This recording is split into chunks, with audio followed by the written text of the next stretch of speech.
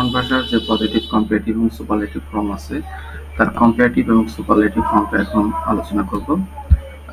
Comparative এবং superlative ফর্মটা আলোচনা করার জন্য সর্বপ্রথম আমরা কম্পারেটিভ ফর্মটা জানি। প্রথমে একটি বাংলায় বলে নিই। কম্পারেটিভ হচ্ছে তুলনা করা, সুপারলেটিভ হচ্ছে এটা থার্ড নাম্বারে বলা হয়, মানে third number.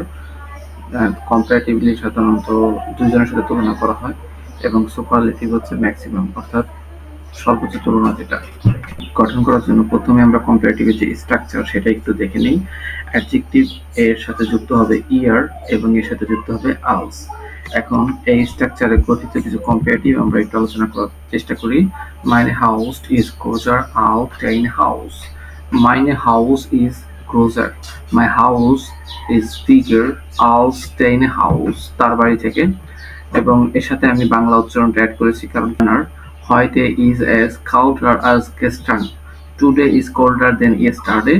Heute is es kälter als gestern. Today is kälter als gestern.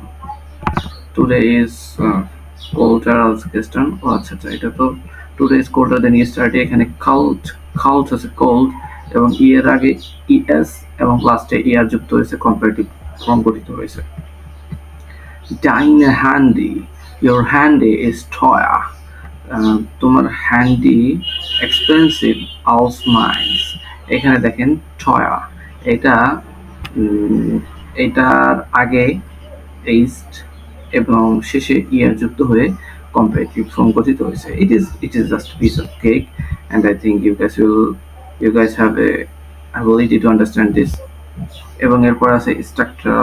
আচ্ছা, সুপারলেটিভ ফর্ম হচ্ছে থার্ড যে নাম্বারটা, মানে সর্বোচ্চ এরকম একটা কিছু।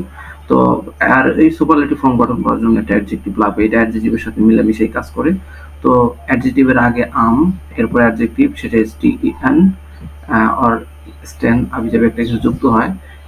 এর ist am schnell gelaufen। এখানে উচ্চারণে আমার একটু সমস্যা আছে, এখন আমার উচ্চারণটা ঠিক হয় নাই। Sie ist am Freundin von Philipp।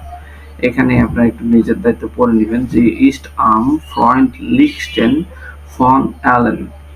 She is the মানে সবার থেকে কিছু কি বলতে চাইছে। Das ist am einfachsten।